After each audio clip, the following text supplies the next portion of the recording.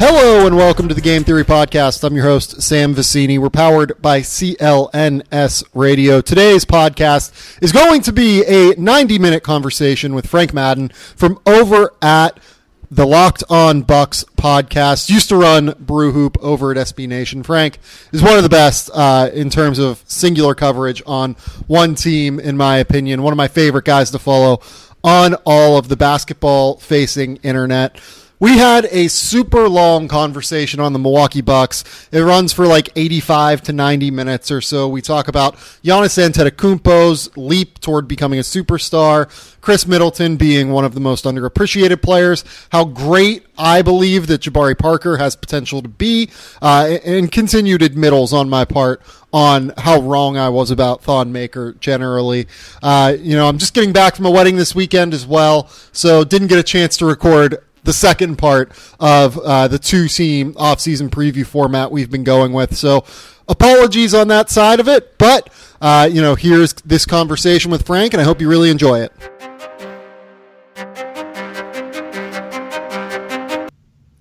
All right, we're here now with Frank Madden from over at the Locked On Bucks podcast. I know that you have, I believe that you've officially handed over duties of BrewHoop. Is that right?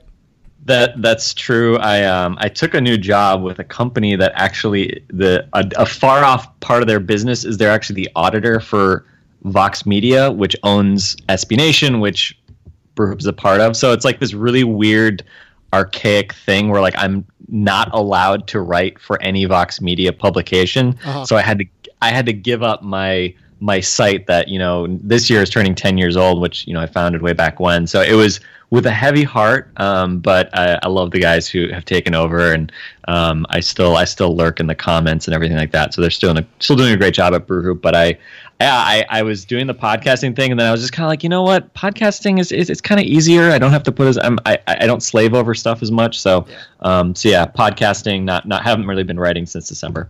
Yeah, I mean it's your baby. I feel like it had to be a little bit tough to give that baby up after a little while. It almost had to be by force, because I feel like I wouldn't have been able to just like walk away by my own choice. So it was for the best.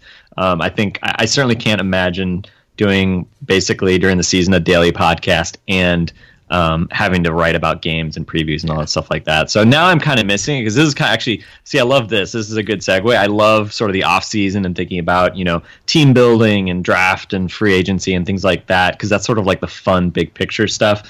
So now I'm actually really kind of beginning to miss writing a little bit. So I don't know. I may have to go like throw something up on Medium or something like that just to get some thoughts out there that goes beyond 140 characters. But this stuff is fun, so definitely looking forward to this conversation as well. Frank's got the takes. He's got to get the takes out, baby.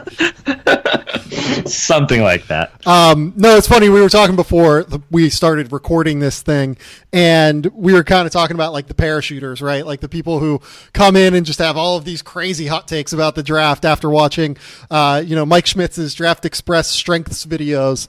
It's a lot easier now too, because Mike split them into different videos. So there is a strengths video and a weakness video instead of just one long video. It's funny. It's always a good time to talk to people who have a fresh eye at least at it, and who also are not going to bombard me with like crazy strong opinions about these kids that they've watched for 7 minutes. Yeah, and it's really, I mean, my strongest opinions are probably less about what a guy is actually, definitely going to be great at or really bad at, and more so just about like, okay, I think I have a sense of what type of player he is, and then I try to sort of overlay like, okay, like given what we know about the Bucks, how they like to play, where they're going. I mean, again, I'm not trying to do the whole like draft for need type thing, and the Bucks, certainly haven't done that historically, which I find a good thing, but it is interesting to kind of then put that sort of lens on it, and we can kind of talk through that maybe a little bit more. But and I had to start thinking last week because your friend and mine, Cole Zwicker, was on our podcast, and so I hopefully am smarter than I would have been if you talked to me a week ago. But I've been, as I was telling you, I've been just sort of cramming in tons of game theory pods. just for the last like probably month, just really trying to catch up, and some of Cole's pods as well. I mean, you've had him on a few times, so I've been definitely trying to at least get an IV drip of other smart people's opinions. But yes, I will definitely not give you my view of this guy is total trash and this guy is going to be a superstar. I'm thinking this way, thinking that way, but I've been. I mean, it's sort of one of those things like you follow the draft long enough, you just sort of, if you have any memory of previous years, you kind of realize how much of a crapshoot it is. But obviously, that's part of the fun too. Yeah, no, it's definitely really fun. Let's set the table here for the listeners on the Bucks. 42-40 record this season, 6th in the Eastern Conference, lose in the first round in a 6-game series to the Toronto Raptors. 13th best offensive rating in the NBA at 109.1. 19th best defensive rating at 109.3. Basically right in line with what their expected record was within 2 games. Kind of a rebound from last season, right? You obviously took a bit of a step back with the Bucks in 2016 after surprisingly making the playoffs in 2015.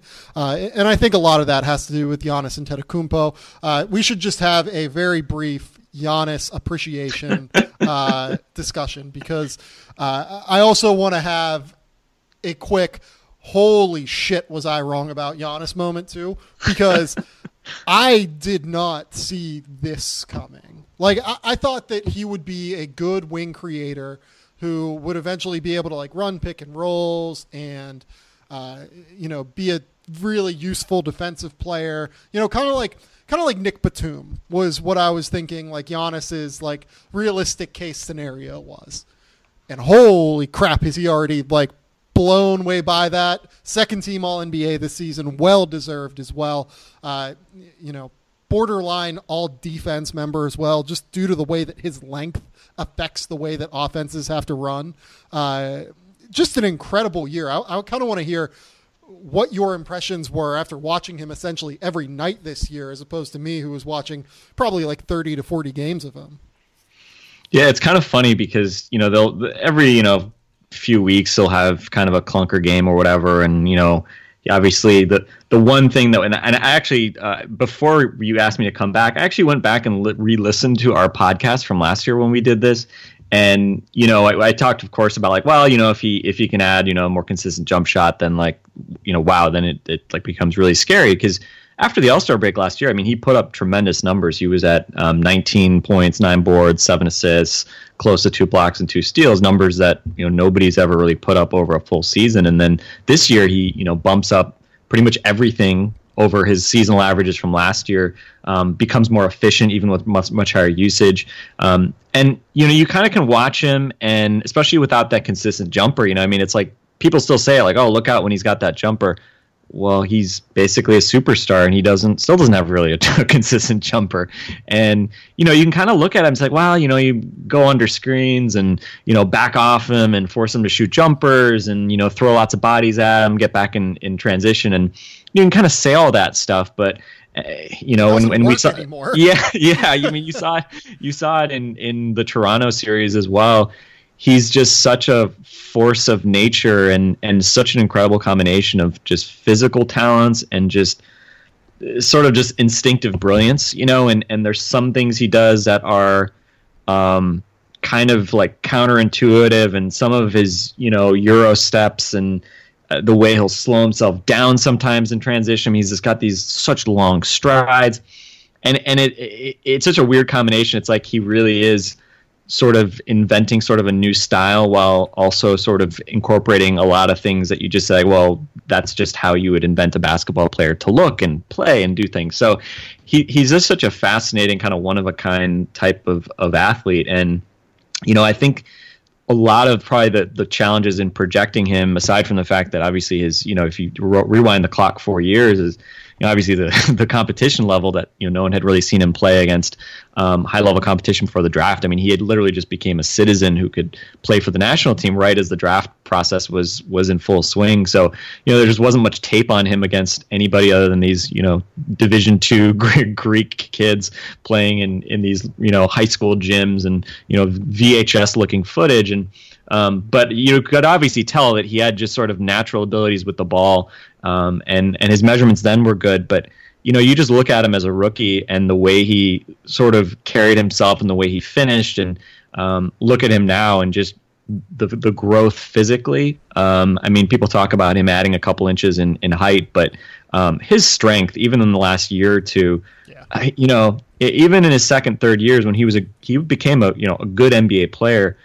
If he got the ball flat-footed around the basket, he just didn't have really like the sort of just vertical explosion. Like he's much more of a fluid, open court, long stride type guy. He can jump off his right foot, jump off his left foot, finish with both hands. He's just so smooth. Everything's just very easy for him. But last year, like you get him around the basket, like he's putting people under the rim now. He's dunking on people without needing to run up and jump from the free throw line, which he can do that too.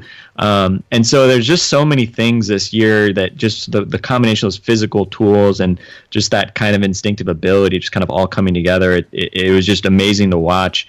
And obviously he's incredible in transition, but he's really become dangerous from multiple ways in the half court. And he's really not, you look at his like synergy numbers, like he's not great at, like he's not a great post up player, he's not a great pick and roll player by any stretch, he's not a great ISO player, but he can do things kind of from all sorts of different sets. He can do a little bit of attacking off of pick and rolls, especially like inverted pick and rolls that they did, like with Delly, who's, let's be honest, Delly's most elite point guard skill is screening.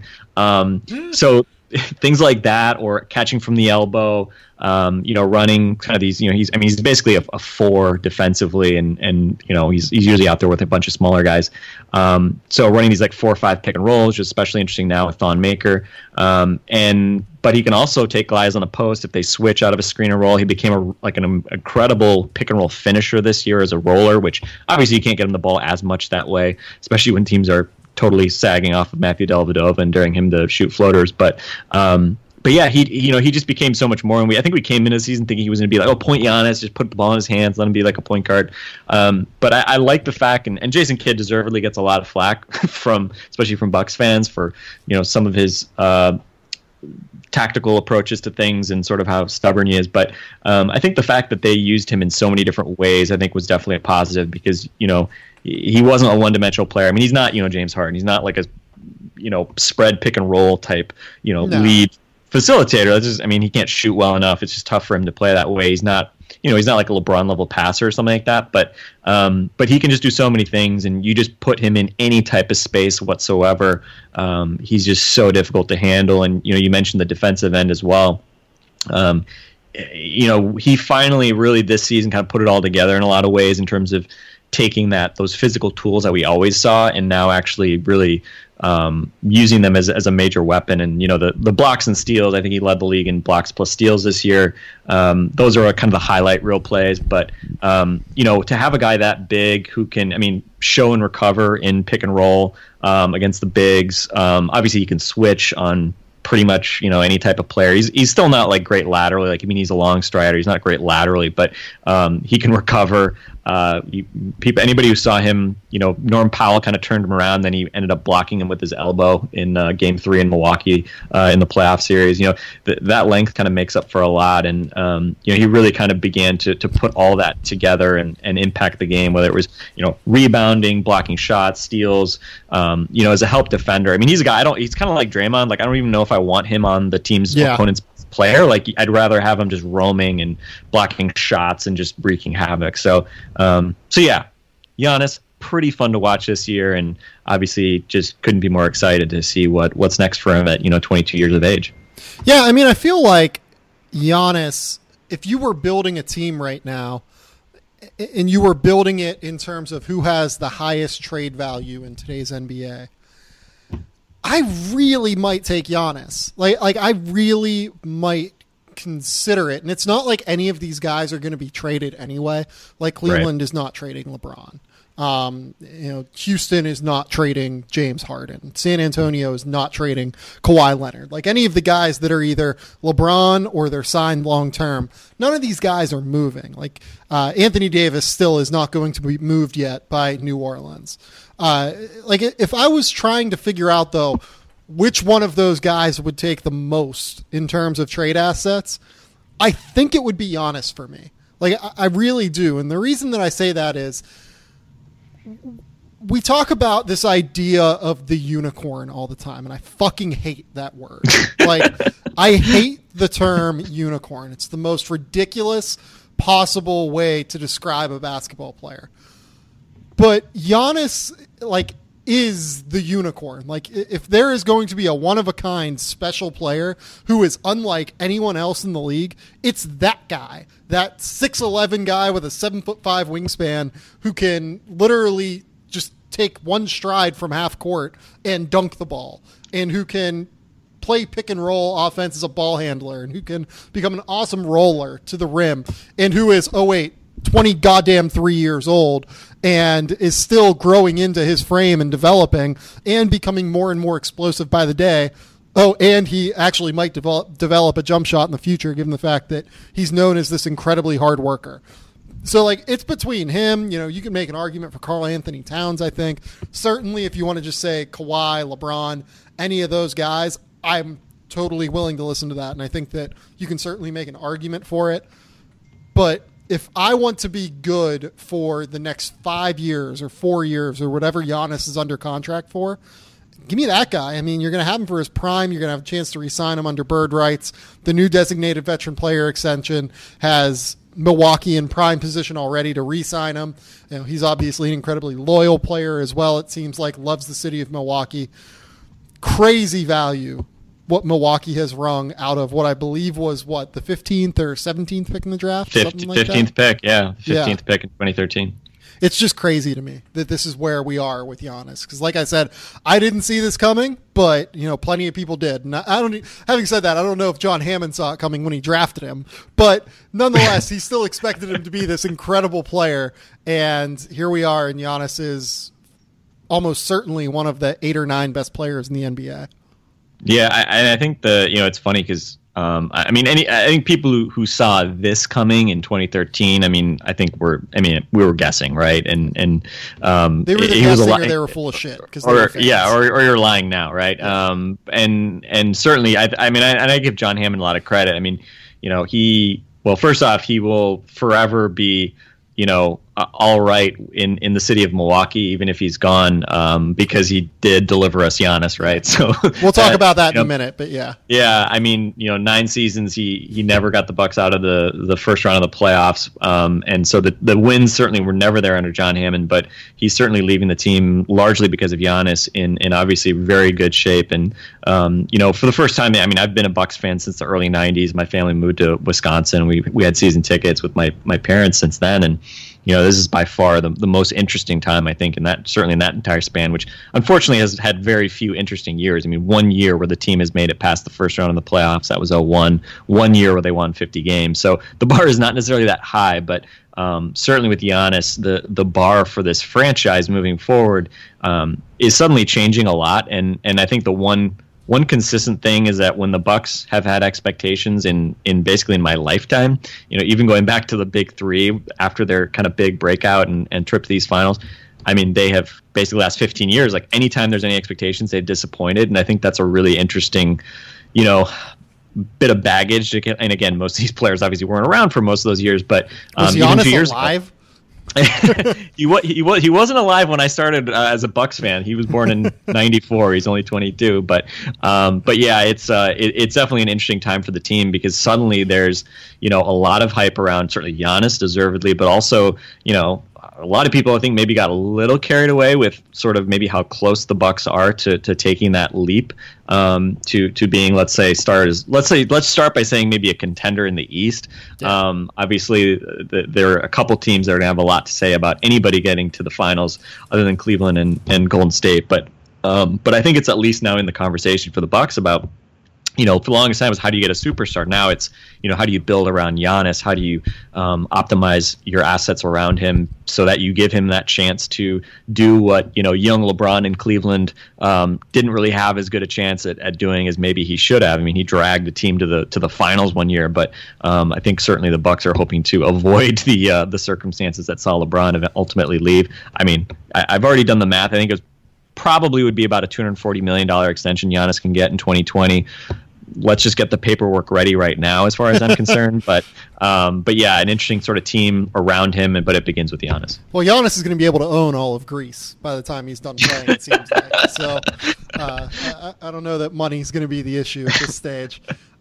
So let's talk about the John Hammond thing, and then we'll get into just the general roster in the construction here going forward. John Hammond is going to Orlando. He is going to be their general manager, I believe, below Jeff Weltman, if that's correct, right? Right. Yep. Yeah. So obviously leaves a pretty big hole here. He's considered by many around the league that I've spoken with to be, one of the best talent evaluators in the entire game. A little bit surprising to me that the Bucks didn't just straight up name Justin Zanuck the general manager. I mean, there were rumors out there that he was the assistant general manager in waiting, and that's why he left the Utah Jazz to come to Milwaukee to end up taking over for John Hammond whenever Hammond decided to retire or leave or whatever. Were you surprised by the fact that Justin Zanuck is not just taking over? Yeah, I think so. I mean, you kind of poke around a little bit, and I think there's just it'd be interesting if a year from now John Hammond had left, and that's what's so strange. I mean, I think for all that the Bucks' new ownership group has done really well, they've been, I would say, very decisive on a lot of fronts in terms of the infrastructure of the team, building this new arena. There's a new practice center. They've dramatically built out the sort of business side of the operation, and I think they've done a world of good on a lot of fronts. But it's just interesting to look at sort of the history of sort of the front office, and John Hammond survived 3 years, I guess, with the new ownership group. He was inherited from the previous regime. A lot of questions about whether he would stay on, and it never felt like he had a clear mandate from the current ownership group. I think, ironically, in the last year, after he was given a 1-year extension through next year, but also Zanuck came on, and there was all the talk that basically they were ready to let him leave, and obviously they did. But ironically, in the last year is probably when it seemed like that he was most in charge, if that makes sense. And a lot of that just because Jason Kidd sort of was looming over all decisions sort of in the first 2 years, and all these questions about whether Kidd was really calling all the shots and all that. And then the last year, I think in large part because a lot of the kind of personnel decisions that at least Kidd was linked to didn't work out very well, and the team obviously struggled on the court last year. It seemed like his influence has waned to the point that nobody who's really close to the team expects Kidd to usurp power or something like that at this point. I mean, it's mainly a question of whether he's going to be around at all. But yeah, it's definitely an interesting situation, and I certainly thought with Hammond leaving, even if it was a year before sort of the quote-unquote plan, if there ever was one, would have had Zanuck taking over. I don't know. There was always like a little bit of hesitation privately to anoint Zanuck quite as clearly as some of the talk was when he came over from Utah. But by the same token, we've had multiple people report that his contract is going to pay him like a GM, and maybe not this year, but at least next year. So there was certainly a financial commitment to do that, and obviously most people thought that was going to happen. And from everything I've heard, Zanuck's an impressive guy. I haven't heard any concerns about his first year in Milwaukee that I'm aware of.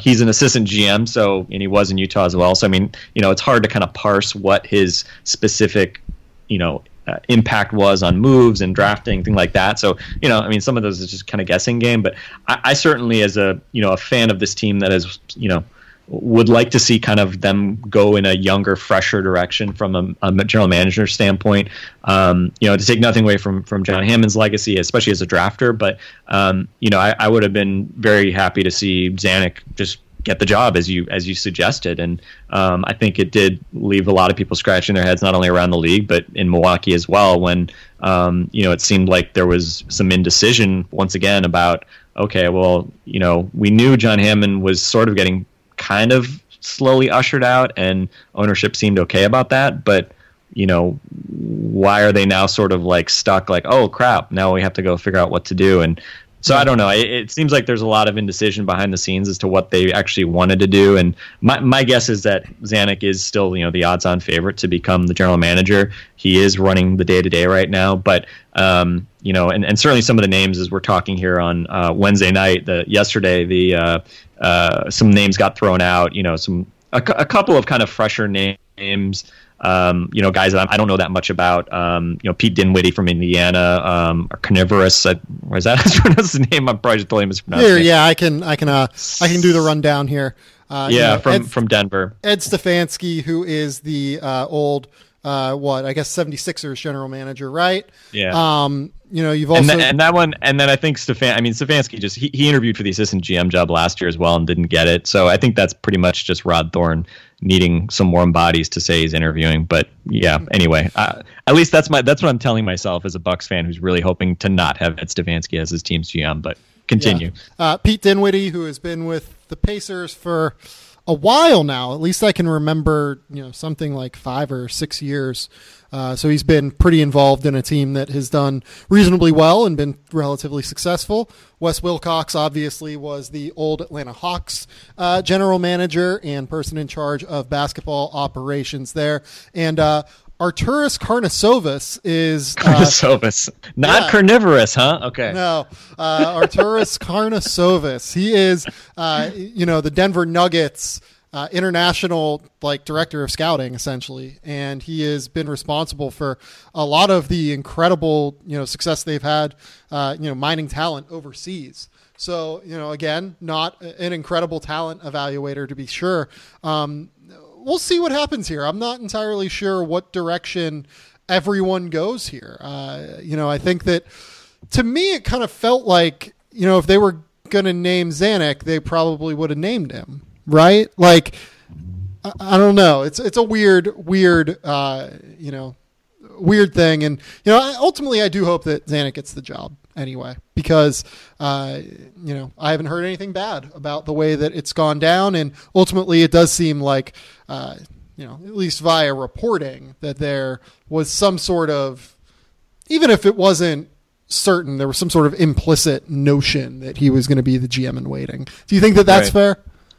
Yeah, I mean, we talked about this on our podcast the other day, and I think, we got a question from someone who's like, well, did the Bucks renege on the deal, or was it just was there never a deal in the first place? What was it? And, was he not the GM in waiting, as some people refer to him? And I think there was probably enough gray area that you could, both sides of that could be argued. I don't think there was a contractual obligation for him to become the general manager in so many words this year, or when, immediately when John Hammond left. But it seems like there are significant financial incentives that will kick in at some point here that will effectively pay him like the general manager. So it is sort of Justin Zanuck's a former agent, so I'm sure he did a good job negotiating his own contract. If his contract is as good as some people have suggested, then that probably means he would be a very good negotiator of player contracts. So maybe he should have won the job right there. But yeah, I don't know. I mean, part of me, I think also just, again, the Bucks ownership, they've gone for big home run cuts in a lot of different areas of the business. They brought in Gus Johnson randomly, to broadcast 20 games a year. I mean, it's a small thing, right? But they like making splashes like that. Yeah. And so part of me kind of wonders, and they've been linked with, they wanted to interview David Griffin, but again, so have two other teams that ultimately couldn't even interview him. And so everyone should want to interview David Griffin, because David Griffin's one of the 5 best basketball executives in the entire NBA. Right. So part of me kind of wonders, are they hoping that the attractiveness of, the job, which to me, I mean, I think, if you're not paying top dollar, if you're not giving somebody carte blanche to do whatever they want, as much as I love Giannis, I'm not sure, Giannis is enough to seduce someone to come, to take a pay cut to come to Milwaukee. So I don't know. I mean, it's kind of those things that would they even pay the asking price for David Griffin if he was available? Yeah. I don't know. Right. I mean, that's kind of the question. And so the curious thing is now having some of these kind of lesser names be thrown around as being part of the search. But, again, I mean, you can't interview people who are under contract and whose teams don't want to let them be interviewed, and that's most of the good options tend to fall in that category. So it'll be interesting to see how long they take, because obviously 22 days left before the draft, a big summer coming up where obviously the team is expected to make hopefully more strides next year, and the longer they kind of go without a decision in terms of the front office, it certainly doesn't, I think, make the franchise look any better or more decisive. And we'll see. I think with Griffin especially, do they just sit around hoping that David Griffin and Dan Gilbert have a staring contest, and David Griffin wants to leave? I don't know. It seems like that's a pretty low odds bet, as much as Dan Gilbert may not want to give him a ton of money. But I'm not expecting necessarily a huge name to be in Milwaukee next year, but we'll see. I'm happy if it will be Justin Zanuck. He's running the team right now, and until further notice, we'll see what they do. Yeah. No, I mean, they're in good shape with Justin Zanuck running the organization as it is right now. I think that everything's going to be fine there. Let's talk about the Bucks free agency here. Greg Monroe has a $17.8 million player option. Spencer Hawes has a $6 million player option that I cannot envision him declining, to be honest. Tony Snell, a restricted free agent here. Michael Beasley, Jason Terry, Steve Novak. Steve Novak was waived, I'm sorry. But all of those guys are also off the books for next season. How great was that trade to get Spencer Hawes and get off of the Miles Plumlee contract? I mean, it's kind of funny because as we've been discussing the Bucks cap situation moving forward, they're in a kind of a weird position because you mentioned Greg Monroe first, and he's got to decide on his player option actually by draft night, so it's a bit earlier than a lot of other options. But nobody seems to have a good feel for whether or not he's going to opt in or out. I don't think anybody expects him to just go out and find a bunch of people willing to offer him that amount of money moving forward. So, if he did depart, I imagine it's because, David Falk would have gotten an inkling that there's some team out there that's willing to give him, more years, but probably for, some kind of pay cut. But, again, it's tough because he's just not the type of archetype to move, you typically want to move forward with. And so it's interesting how it kind of all moves from there because, as you said, I mean, if Plumlee was still on the books, I mean, the Bucks would be really hard up to avoid the luxury tax if they wanted to keep Tony Snell. I mean, right now, if Monroe leaves, if they stretched Hawes, they'd basically be right around sort of parity with the mid-level exception of a little over $8 million. I mean, they're not really going to create meaningful cap space unless they were able to deal one of the bigger contracts on the books. And there are really three contracts there that were signed, either last summer or the year before. Henson's previously signed extension is around 10, 11 million bucks. He's a guy who just, especially with Greg Monroe and Miles Plumlee and Thon Maker around, like just. And even Spencer Hawes, I mean, he lost minutes to him too. Like John Henson is just perpetually a second or third stringer. Can you move a guy like that to get out from, under some more cap room? And then there's Dellavedova and Mirza Teletovic, who were signed a year ago. And, I think they can have roles on this team, but, certainly paying each of those guys around $10 million a year, not what you'd call like great return on investment.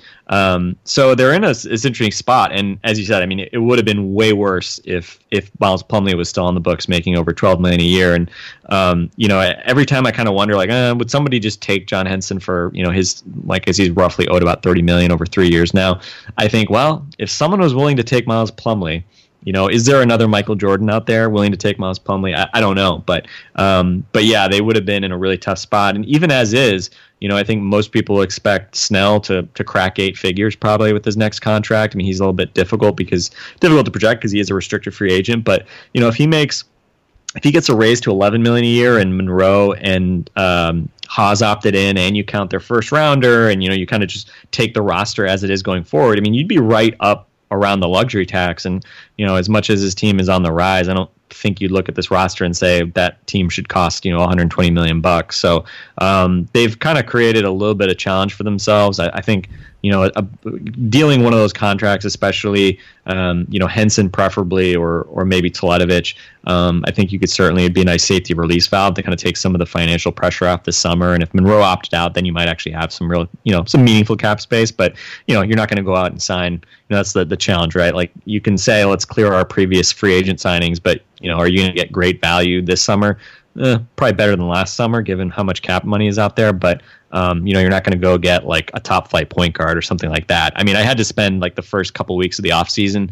I don't know how many times people asked me what the Bucks would need to do to sign Chris Paul or Kyle Lowry, and the short answer was get rid of like 15 dudes and pray that for some reason they want to come to Milwaukee. So I think Bucks fans now are coming to grips that you're not going to get a premium point guard. There just isn't room for that. But certainly point guard spot is the most obvious sort of area of need, which as we get into the draft talk, unfortunately where they are in the draft, probably not a really rich part of the draft, depending on how much you like Juwan Evans for a point guard, but definitely kind of leaves them in an interesting spot, not only heading into draft night, but also just free agency in general.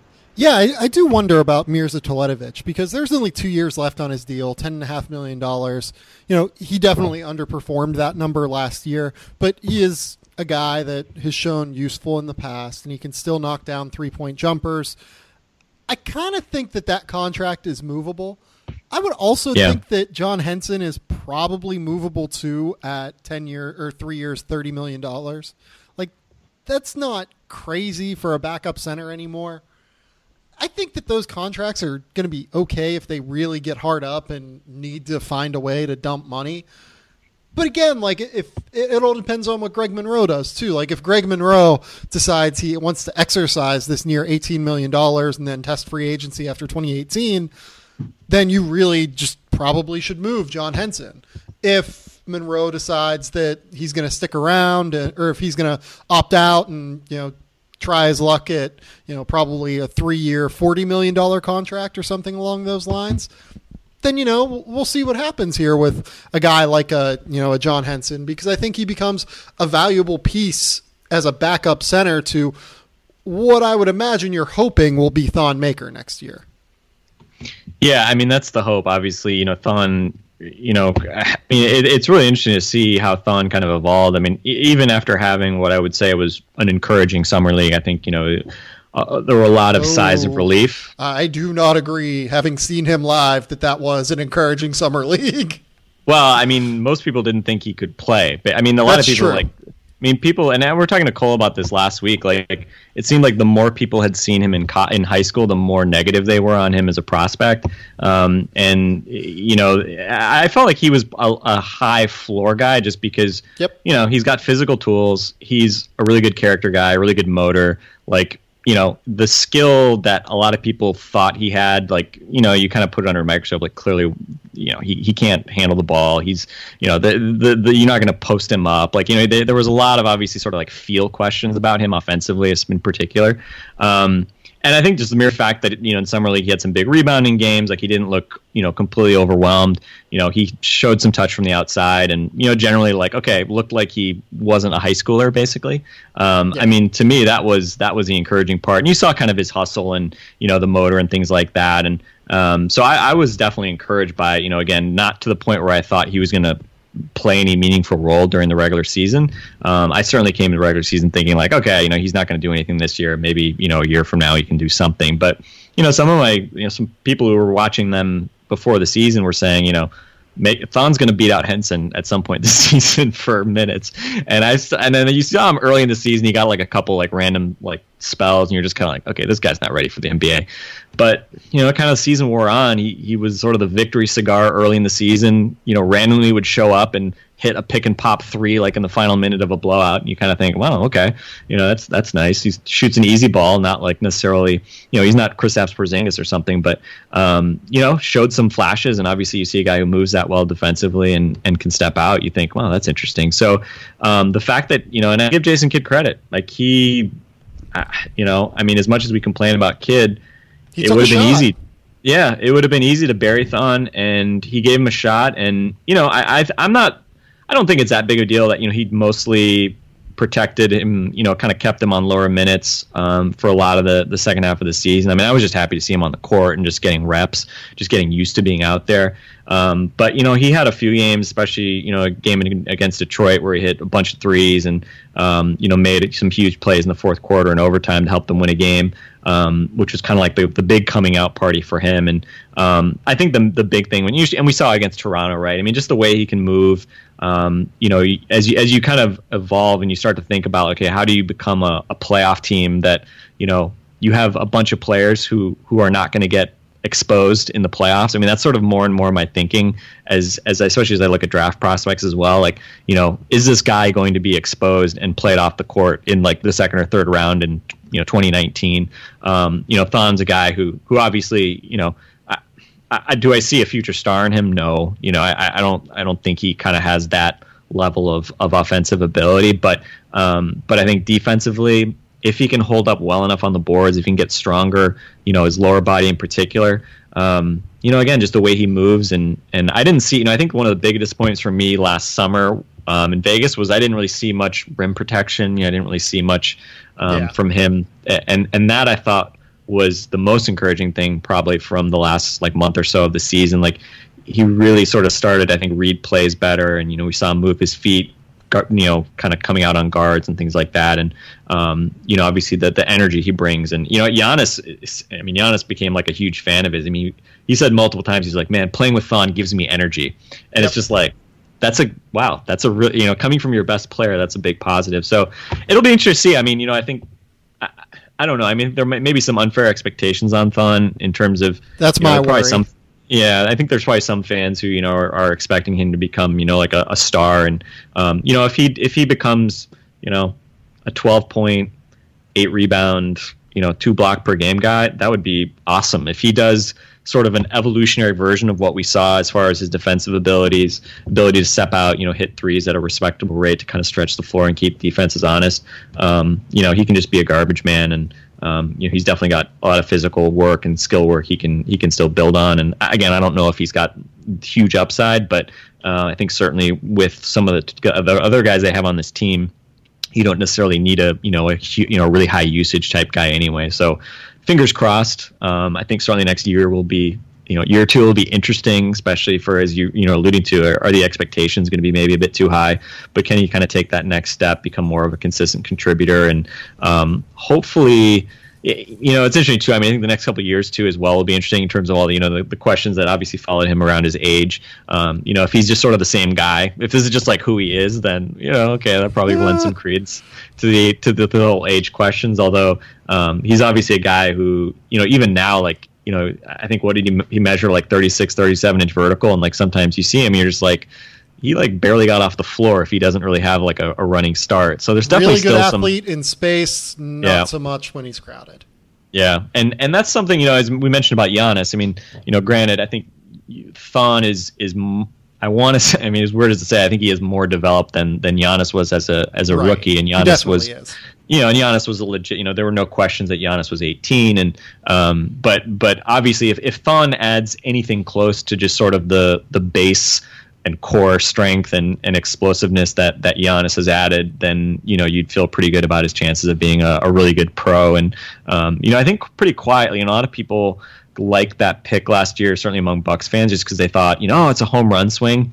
And I don't know, it'll be interesting to see how we look back on it, because like I was saying, I think he was probably sneakily more of a high floor type guy than a high ceiling guy. Yeah, but I've talked about that on the pod before. Yeah, but it'll be interesting to see how it evolves. And I think the good news for the Bucks is they really, I mean, you look at their cap sheet, they really needed to get a hit in last year's draft. And, it looks like they've gotten, maybe not a home run, but maybe Thon's a double, and maybe Malcolm Brogdon's maybe a double too. Again, maybe not a home run, but certainly from where they picked Brogdon, getting some really good value. And, they hopefully got a couple of keepers. I mean, 2 rookies starting, 6 games in the playoffs, not something you've seen pretty much ever. I think the Warriors, I think the Warriors had Draymond and Ezeli and Barnes started like I think they had 4 games, I think, where they started 2 of those guys in like 2013. But yeah, interesting time, and certainly, Brogdon, another guy. You hope that the expectations aren't too high, given his upside may not be super high either.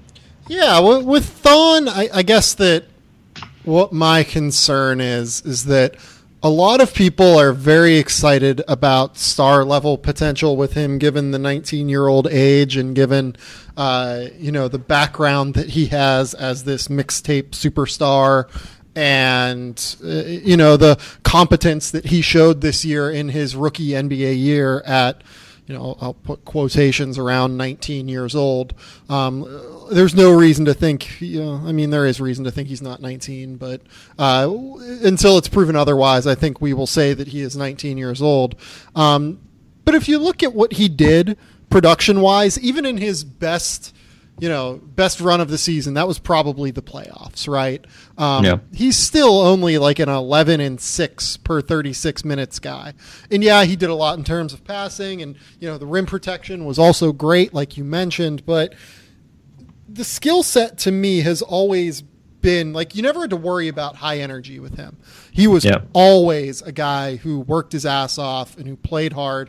And the thing that he has going for him is that he's in one of the best developmental situations in the NBA, because the Bucks have a proven track record in terms of improving core strength, improving lower body strength, improving just overall physical ability. And if they can foster that with him, his ceiling, I think, is much higher in Milwaukee than it would have been in other situations. Offensively, I still don't know what to do with him, because I don't really buy into the jump shot as much as other people do. I think that it's mechanical. It's a little bit flat. I know that he knocked down 36, 37% of his jumpers from 3 this year on limited attempts, but I don't know. We'll see how that goes, I guess, I think, just given the fact that he took probably like 60 or 70 this year. Ultimately, if he has enough, I think he's going to be a really good defensive basketball player, just given the way he can shut down pick and rolls and given the potential that he showed at the rim. I don't think that I would limit him as far as, potentially being an all-defense team member. Like, I think that that's maybe in play if he continues to really improve and continues to work hard and get really strong on the glass and get to the point where he can become that consistent rim protector. We know he has the lateral quickness, and just given his overall work ethic and given how strong he is, I don't think it's fair to limit him. But offensively, I have my concerns. And I guess that in today's NBA, though, if you have a limited usage player who can be a stud on defense, then that has enough value to where they're certainly going to get their money's worth on a pick that at the time I thought was a disaster. There was no circumstance where I would have taken him 10th overall. Yeah, and it was tough because, again, certainly as a fan, right? And I know that, you actually watch, you go and see guys at the high school level tournaments as well. Oh, yeah. So I'd seen a lot of Thon Maker, right? Because he was. Yeah. Right, because he was, ironically, and this is the kind of thing I always, people try to compare him and Giannis in the sense of they're coming and they didn't play college and all that, but it's Thon is very much a product of big time high school AAU style, American style, that system, right? There was no shortage of. You've seen him a ton. Every NBA scout, college scout. Everybody had seen him a ton because he was such a high visibility guy for a few years. Versus Giannis, who obviously nobody even knew existed until maybe a year before the draft, and then even so was hard to even find. So yeah, I think Thon's a really interesting prospect. I think it's interesting. It's so interesting looking back at that draft. I thought Deontay Davis would have been a really good pick at 10. And then Deontay Davis goes, 31st or something like that. Scal goes, late first. And Maker's the guy who ends up going in the lottery. And, Deontay Davis obviously didn't really play that much last year. Scal showed some flashes. I'm really interested to see sort of how all those guys sort of pan out in the long term, because it did seem like things totally flipped on draft night. And, nobody really, I think, expected to see any three of those guys necessarily go where they did. And Thon obviously was a guy that went a lot higher. And hopefully he continues to justify it. I know they love him sort of as a person. And obviously, mentioned like the character stuff, the energy stuff, all that has never been a question. And so, yeah, I would agree. I mean, I think there were some flashes. I mean, early when he started playing, I mean, his passing was just atrocious. And then in the playoffs, he actually like made some decent reads, like, yep. Not super complicated stuff, but, started making those, kind of put the ball on the floor, attack, close out, one dribble, and then actually make a correct decision, which, for an NBA rookie who is 7'1" and was playing against high schoolers last year, that's encouraging. And so we'll kind of see if he can kind of continue to build on that. I think, there were a few plays where he kind of showed a little bit more ability to, again, if he can catch at the foul line, take one dribble and actually make a hook shot or something like that every once in a while. Again, in summer league, I didn't see really any evidence of that ability. In late in the season, we think we saw it a few times. Is that real? I don't know, but I think certainly it'll go a long way to answering the question. I think justifiably you raise about what is his ultimate upside offensively. But as you said, I mean, guys like him, if he can do a little bit offensively, especially if that floor stretching ability is real, plus paired with his defensive talents, I mean that's a guy who probably becomes more valuable the later the season goes, which obviously is exciting for a Bucks team that does have big ambitions. Yeah, that's a really good point. I don't want to spend the rest of our time talking about Chris Middleton necessarily. Chris Middleton's really good. I think he's one of the most underrated players in the NBA on what will ultimately become one of the best contracts in the NBA as we continue to move further and further out from this, cap spike over the course of the last couple years.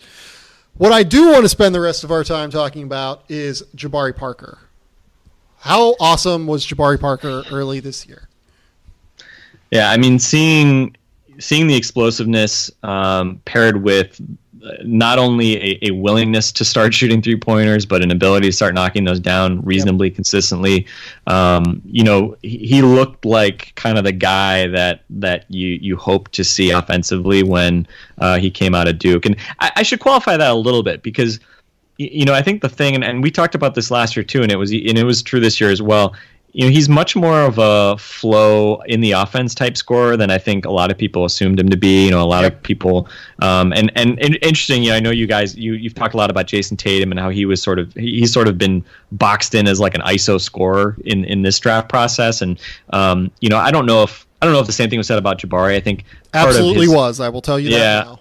I think, there was sort of this concern, he's going to be like a ball stopper. He's just going to jab step for 5 seconds and then pound the ball and, take a jumper, whatever. But he really has not been that kind of player at all. And even this year, averaging 20 a game, he's pretty decisive. He moves the ball. He's probably a more willing than capable passer. Like, there are games where he would try to, he clearly seemed to want to make plays for others, but, he would make a nice move and then it would be a kick out to John Henson 18 feet from the hoop. And it's like, okay, that's probably not really making plays and that are really going to lead very far. But I think that, it's a good trait to have for a guy that, you kind of worried might be a bit of just a chucker or something like that. So, the fact that he's been increasing his usage, increasing his efficiency has been really positive and doing it in a more well-rounded way. One of Jabari and Giannis absolutely had to start becoming a more consistent, 3-point shooter. I always assumed it'd be Jabari just because, he's shot at every level and he just, nobody's like, with Giannis, they've tried to tweak his shots multiple times, and it just, she's a good free throw shooter. It's not, he doesn't have like bad form, but it's just kind of a long motion, and when you see him shoot jumpers, it's just kind of like, everyone is kind of is a little bit different, and sometimes you just get these ones that are just way off. Whereas Jabari is not like that. Like it's repeatable, and that. Yeah, and I mean, last year it started to kind of bear that fruit, although he didn't shoot as well from the foul line as previously. But anyway, so that was all really, really encouraging. And I mean, just, his explosiveness, I mean, it's so strange to have a guy with that body type have that combination of... So powerful.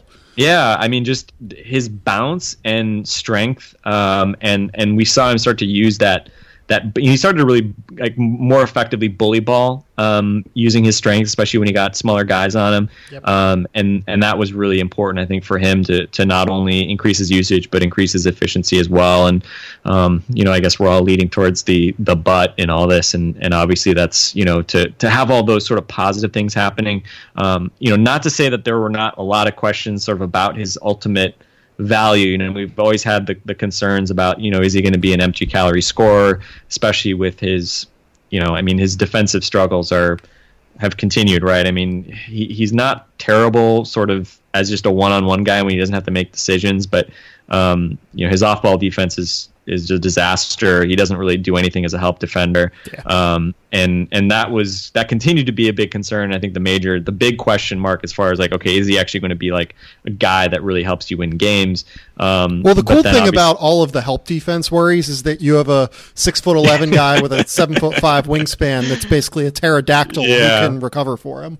Yeah, and basically it's weird because, a couple years ago, when Jabari was a rookie, it was like, okay, well, Jabari's like, he's basically, I guess he's a power forward and Giannis a small forward, and now it's basically flipped, whereas, Jabari, you try to keep him out of those 1-4 pick and rolls, so it's like, okay, we'd rather have you trying to defend Paul George one-on-one than having you try to actually make a good choice as a pick and roll defender, which Giannis excels at. So it's interesting how that flipped, and yeah, absolutely, like on paper, you've got the perfect complement to him in terms of having Giannis there to kind of cover for his mistakes. And don't underrate Chris Middleton and Tony Snell as perfect complements to Jabari on defense too. Like the Bucks are the perfect team to insulate Jabari Parker defensively. They have all of the length in the world, and they have really 5 elite level defenders next to him, because they have Giannis, they have Chris Middleton, they have Tony Snell, they have Brogdon, and they have Thon Maker.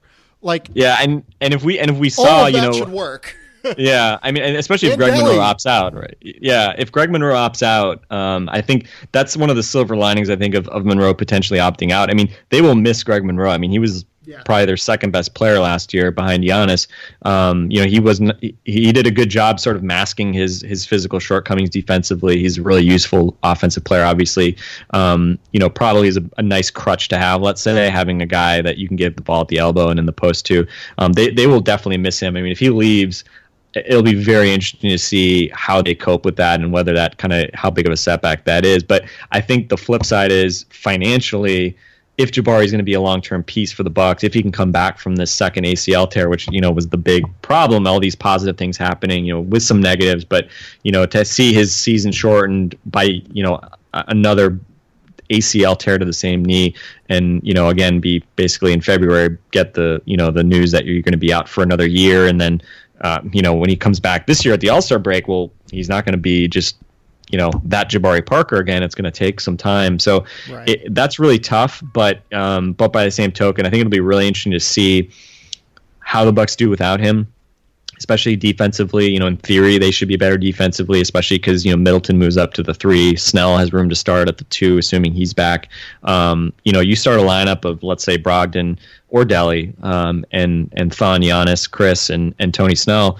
That they were really good. Smaller samples, but they were great defensively this year. The Bucks were actually not that great defensively after Jabari got hurt for some strange reason. But probably because of Jason Kidd's system. But that's a whole different question. But that starting 5, or you put Delly in for Brogdon. They have tremendous defensive potential. If Kidd if he is indeed back and he can't get that group to defend at a high level and for them to be an elite defense, top 10 defense next year, then that doesn't convince him that he needs to kind of figure some new stuff out, and I'm not sure what will. And certainly their offense may take a hit if Greg Monroe leaves and Jabari's out for two-thirds of the season or so. But certainly, at least if Monroe's gone, it opens up long-term salary for Jabari, which you're going to need.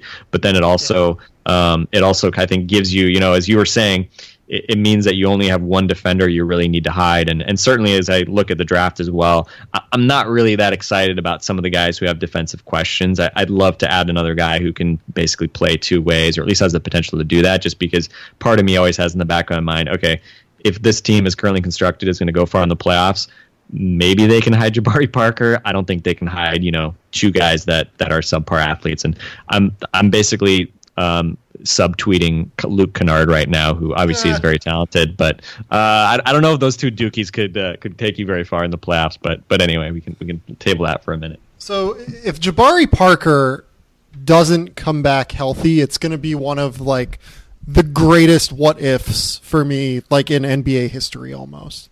And I don't like, I know what I'm saying when I say that. Like, I'm not exaggerating. I was someone who was incredibly high on Jabari Parker. I think he was a better prospect than what Ben Simmons was last year.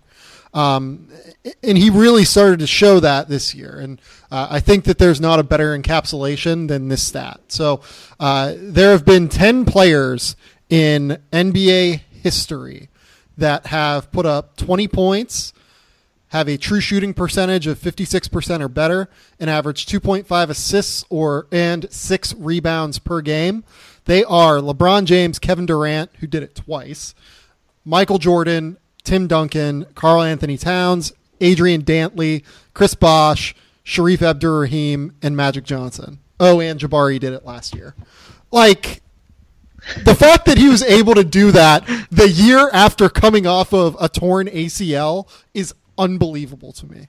It is totally unbelievable to me, and it goes to show how incredible this kid's skill set is if he can get back on the floor healthy. Defense be damned. I don't, I care about the defense, but with the way the Bucks roster is made up, I don't really care about the defense because I think that they can insulate him enough to where it's fine. Get that guy back on the floor. I think he can genuinely be one. He can be at the very least the second best scorer on a title team if he is healthy. Well, and that's, it's kind of funny when you mentioned Chris Middleton briefly. My first thought was everybody in Milwaukee really likes Chris Middleton. As you try to project forward, how do you take this Bucks team to the level where they can compete for an Eastern title or something more, maybe once LeBron is 37 or whatever, at whatever point in the long distance future in which LeBron actually becomes mortal, I don't know. But what does that team look like? And is Chris Middleton as your number two? Is that enough? Even with Giannis being everything that maybe he can be, it's tough. I mean, especially with looking at some of this, these two super teams that are in the finals right now. But Jabari, absolutely. I mean, he's kind of that X factor, right? I mean, a year from now, we could be saying, damn, he's heading to restricted free agency and he looked like a shell of himself after he came back. And, the defensive problems are there and he looks like he's lost his, I mean, what number do you give a guy like that in restricted free agency? And, unfortunately, he's going to be such a kind of high risk, high reward type guy that, depending on which teams have cap space, you may have a situation, if the Brooklyn Nets had cap space, maybe they say this is the only way we maybe get a guy of this caliber. Oh, if I'm the Nets, I'm maxing him next offseason. I have zero qualms about it. Yeah, and then what do you do if you're the Bucks? What if you do if you're the Bucks, and even if you think he can get back to, let's say 90% of sort of his physical peak that we saw a year ago or last season, what if you think that his defense is always going to be, terrible, or he doesn't have enough, whatever to kind of be a legit, star? That's probably, I mean, Bucks fans aren't really trying to face that difficult question right now so much, especially because, his trade value obviously wouldn't presumably be very high at this point with the questions about his knee. But certainly I thought a year ago that this summer might be the summer where the Bucks really had to face some difficult questions about whether they wanted to, really kind of go all in on him or whether they potentially, think about moving on from him. And especially with their three best players being basically forwards, or Middleton's a swing man, Jabari's a 3-4, Giannis a 4-3, let's say. Do you want to have all your cap and sort of usage concentrated in players playing those positions, or do you try to figure out a way to get a better point guard or center, whatever it might be? But for now, obviously, even more questions about that given his injury, and only can knock on wood, and you just hope for the best because great kid. He said. He published just an awesome piece in the Players Tribune about how much he loves Milwaukee, and it's just like, Jesus, man, why does this have to happen to this kid? So yeah, you just hope things go well, and I mean, but it's just so scary that the track record of guys having torn the same ACL twice. I mean, he came back amazingly from the first one. He's still really young, but it's just complicated. It's uncharted territories a bit. Yeah, it really is. All right, let's talk about the draft real quick. Does anyone there catch your eye?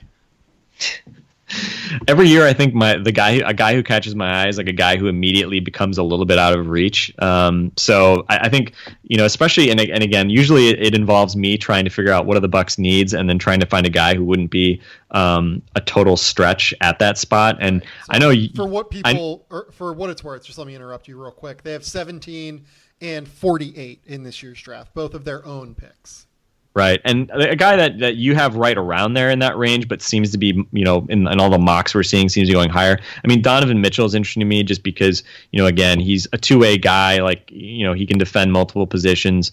I don't know if he's going to become a great shooter, but he's got kind of that combination of, could become a good shooter, seems to have the athletic and sort of, attacking ability to do a little bit at the rim. You kind of hear some offhand references to Victor Oladipo, who honestly, I'm not a huge Victor Oladipo fan, but obviously if you get anybody at 17 who remotely approximates Victor Oladipo, you'd be really pleased. And again, just trying to figure out guys, the Bucks are so interesting because with Giannis's playmaking, with Middleton's playmaking, if Jabari comes back, the job requirements are necessarily lower for a point guard.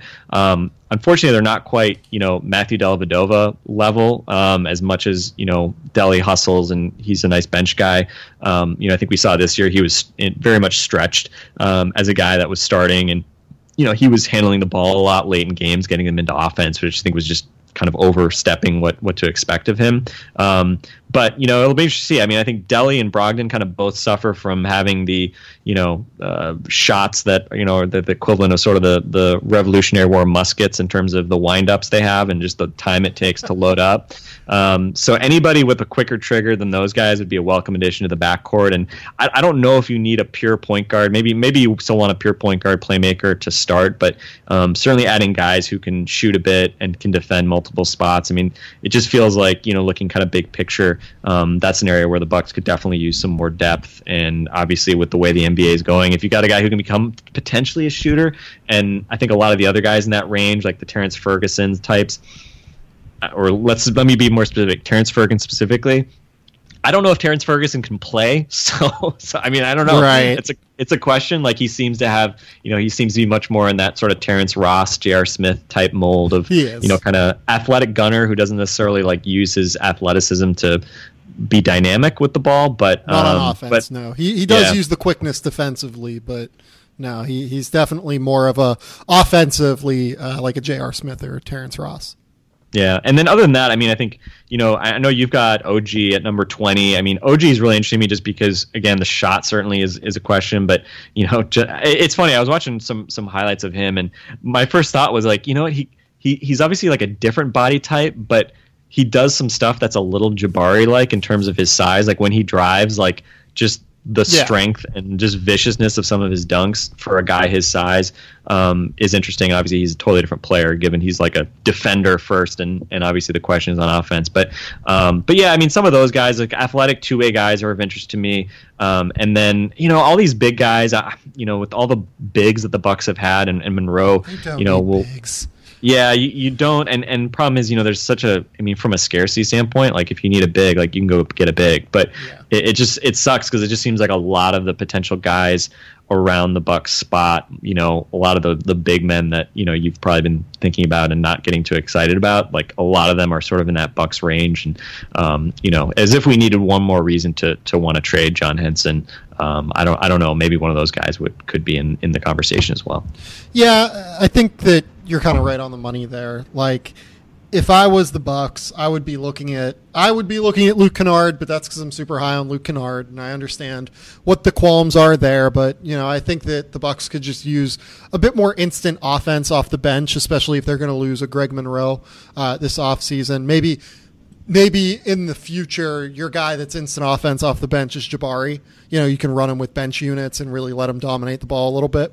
But I would want, a secondary option there. I like Kennard. I like Jawan Evans for them a lot, just because you could have him genuinely dominate the ball and just run screen and rolls. And, they have enough athletic screeners to where I think he would be really useful within that offense, and enough floor spacing to where you can play him with a guy like a Malcolm Brogdon or a Matthew Dellavedova and just kind of let him attack at the point of attack defensively, and, let those guys guard the twos. Chris Middleton, they have enough length to make up for him, basically. Terrence Ferguson, I don't know. Like, I guess he kind of fits a player type a little bit for them, but not really because he doesn't necessarily utilize the athleticism all that much. Justin Jackson doesn't really fit their archetype, but long, has positional size, floor spacer. The key there is he's not necessarily the best athlete. Donovan Mitchell, though, positionally, I think makes sense, especially if they do want to consider moving on from Matthew Dellavedova this offseason in order to just kind of get away from the luxury tax. I think Mitchell makes sense, 6'3" with a 6'10" wingspan.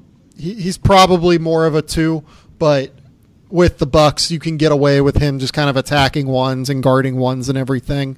In terms of bigs, a big doesn't interest me here. A guy like a Justin Patton or a Jarrett Allen or a John Collins, if those guys fall a little bit, like I'm just not super interested in that player type for the Bucks, to be honest. So, if I'm them, I'm looking guard, I'm looking wing all the way. And, I didn't mention OG Anunoby, but if Anunoby fell, he would also fit in with their positional size, positional athleticism, high-level character mantra as well.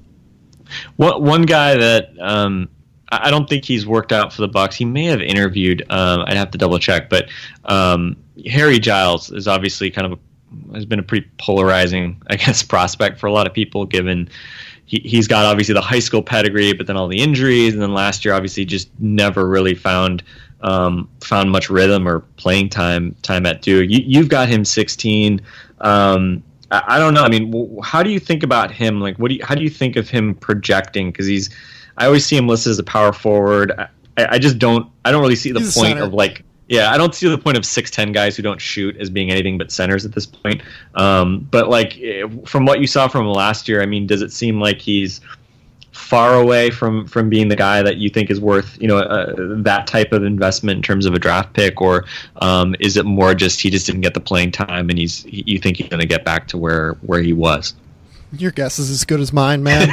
I do as much research as anyone else into this thing. Like, I talk to people in NBA front offices. I watch insane amount of tape. Like, I have watched every single minute that Harry Giles has been on the floor last year. I don't know. Like, how much of it is Harry Giles was tentative coming off of knee injury or knee surgery? How much of it was he missed his preseason and was behind the 8 ball from the start? How much of it is, he wanted to just not get injured, so decided to kind of lay off the throttle a little bit? How much of it is just reduced athleticism from 3 knee surgeries at this stage? I can't answer those questions. I don't know. I honestly don't know. And it's going to be incumbent upon NBA teams to try and figure out the answer to those questions. And I certainly do not envy them, because Harry Giles, when we saw him in high school, was unbelievable. He was a 6'11" guy with a 7'3" wingspan, massive hands, played with incredible motor, was one of the best lateral athletes I have seen. In high school, he was a better lateral athlete than what Thon Maker is, which is saying something at that size, given what we saw from Maker this year. Like, the guy was unbelievable. Was one of the best rebounders I've seen on that level for his size. Great touch around the rim, was extending his range out beyond, the 12-foot range and into the 16, 17-foot range. Was starting to be able to handle the ball a little bit on just like grab and goes from rebounds on the defensive side of the glass. Like, guy was fucking unbelievable. Like, but we don't know if that guy still exists. I mean, 3 knee surgeries later, and he's played, I think 300 minutes or so over the course of the last 2 basketball seasons, because, the injuries have just kind of sapped his last year and a half or last 19 months.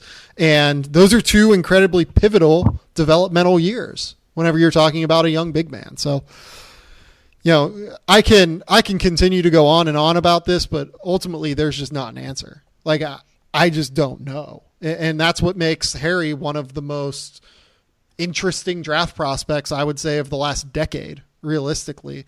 I don't know what to do with him. I think that you could realistically have him anywhere from number 12 all the way down to number 40 on your board, but you would have to know what the knee looks like from medical reports and everything, and we don't have that information yet.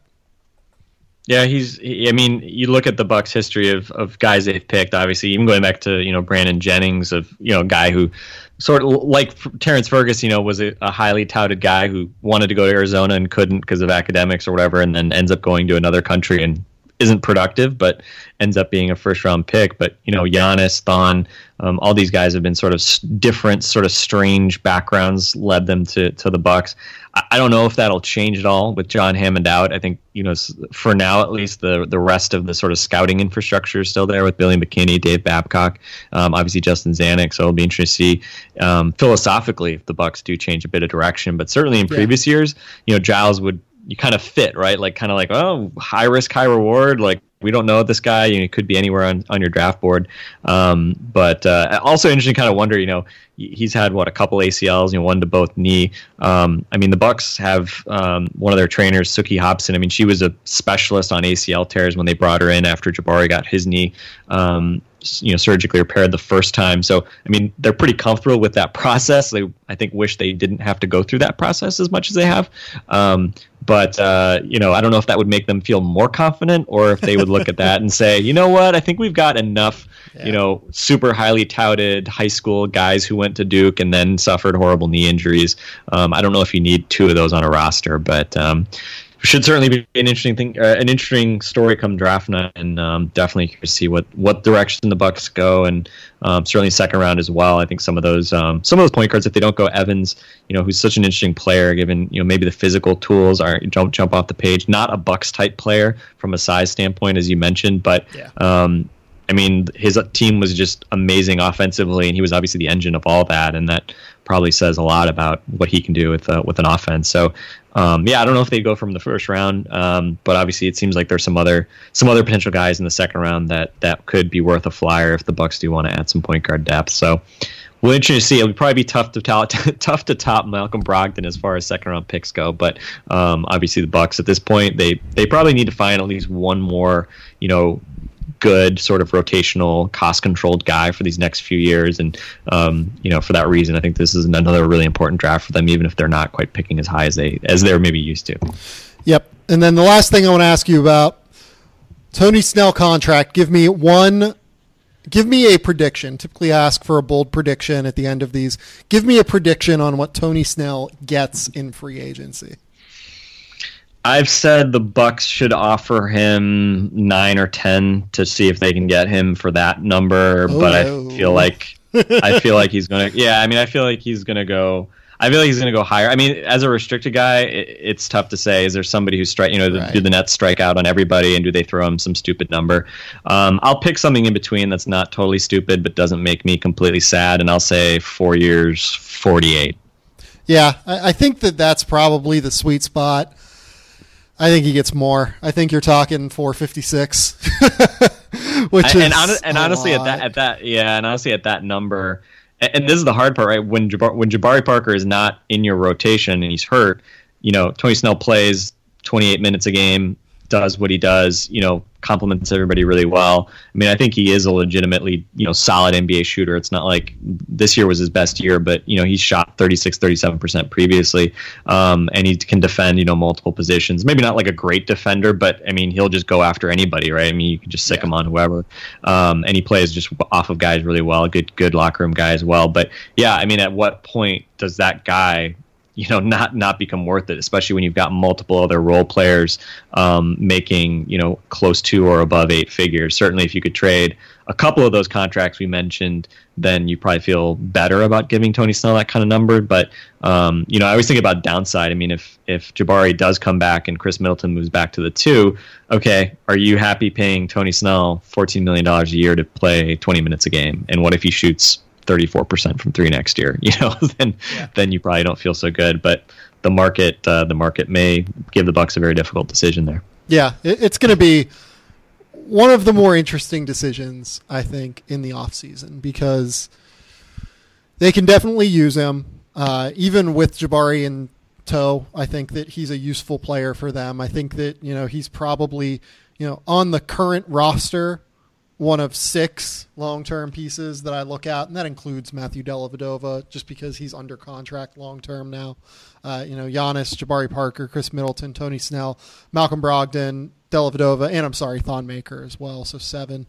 You need 7 guys. You really need 9 guys nowadays to, get to the point where you're comfortable come playoff time. It's a lot of money, but even at $14 million, if he just stays steady, I don't think that's an untradeable deal from the time that he's 26, 29. Like, I probably bite the bullet on 14. I would not want to pay more than 11 for him. Like, I just don't know that I buy the offense, but he's going to be a tricky one. He's going to be a very tricky one going forward here. And the reason that we didn't get into crazy free agency talk in this one is because, with his cap hold at, I think, like $6 million and, Spencer Haas at something like, $6 million himself on that player option that I can't imagine him declining. I believe that they are basically right at the cap. They're at like $93 to $94 million. So, that's before the Greg Monroe decision as well, where we just don't know what he's going to get to. Yeah, and notably absent from any of these conversations is Rashad Vaughn, who continues to not look like a viable option at all as a guy you rely on for rotation minutes. So I know. I feel like we panned that move's been that draft pick's been just panned ever since it was made, and we probably don't need to add anything to that. He at least had a few games where he looked like an NBA player this year, but I think it'll be interesting to see. They picked up his option at the last minute for this year a year ago on his team option. They have to make a decision on his 4th-year option this coming fall, and I don't know. He's the kind of guy, seems like a nice kid, just has never been able to put anything together, and he has some clear limitations as well. So would not surprise me if he's a guy that finds himself on a D-League team without an NBA contract at some point next year. But he's still only 20. Maybe he figures something out, but as you say, there's a reason we're talking about giving Tony Snell that kind of money, and it's not because of a great deal of confidence in Rashad Vaughn. Yeah, look, I mean, it's my opinion that every NBA team should be picking up these like $2.9 million 4th-year options. And the only reason that I say that is because, we've seen now with Solomon Hill, we've seen with, a couple other instances now where it makes sense to just eat the $2.9 million if you're wrong. Like, just take the shot and eat it. If he ends up not becoming an NBA player in his 3rd season, the upside versus the downside risk of $2.9 million in this NBA market where, the salary cap is going to be up over $100 million. It's just not worth it. Just bite the bullet, bite 3% of your cap and just do it. Just take the option, even though he is probably not an NBA player. Yeah, and that it speaks to sort of the question marks around Vaughn that we're even talking about. Is he worth this tiny amount of money? So we'll see. And it's kind of like with RJ Hunter last year. I mean, he was coming off a rookie year in Boston. They had a roster crunch, which maybe the Bucks will have a roster crunch, maybe they won't. But it's one of those things like if you don't see the guy projecting, even if you have sort of already picked up his number for this year.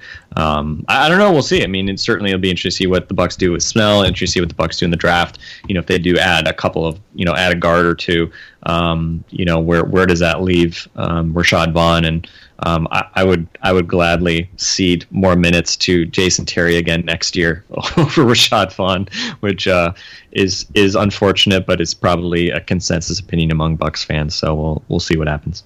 You are ceding minutes from your 1st-round pick to a guy who interviewed for the UAB job last summer. Yeah, and who's hitting the 40 mark, I believe, at some point later this year. So, yeah. I mean, look, Jason Terry's awesome, not ideal. But look, that's the situation. Frank, thank you for coming on, man. Tell the people where they can find your work. Well, they can find Locked On Bucks, our podcast. Just search Locked On Bucks on any of your favorite podcasting apps. And you can find me on Twitter at FMaddenNBA, and you can find the links to the podcast there. And I don't know, maybe I'll feel like writing something somewhere at some point, and I'll tweet that out too. But definitely appreciate your hard work, Sam. You're keeping us all informed, and obviously always great to stop by and pick your brain a little bit too. Frank, I appreciate you. You're a legend of the basketball blogosphere. A decade long, really 9 years in charge of BrewHoop. That is an incredible accomplishment. I appreciate you. I appreciate you coming on. Thank you so much for taking the time today. No problem. Thanks, Sam. All right. This has been the Game Theory Podcast. You can subscribe to us on iTunes, SoundCloud, Google Play, Android, anywhere else that you can get podcasts. We are available on. This is going to be, this was not expected to just be a sole episode, but just given the fact that Frank and I went super long, we're going to go ahead and make it a sole episode of the show because the Bucks are super interesting. Please remember to rate, review, and subscribe to the show on iTunes. It really helps us move up in the ratings. We had a really successful week last week. We entered the top 50 of the iTunes ratings, or top 60 or something like that, which is super cool. So if you could continue to leave those ratings, reviews, subscriptions, share it online, whatever you do to support the podcast, I really appreciate it, as do my people over at CLNS Radio. So until next time, we will talk soon. Bye.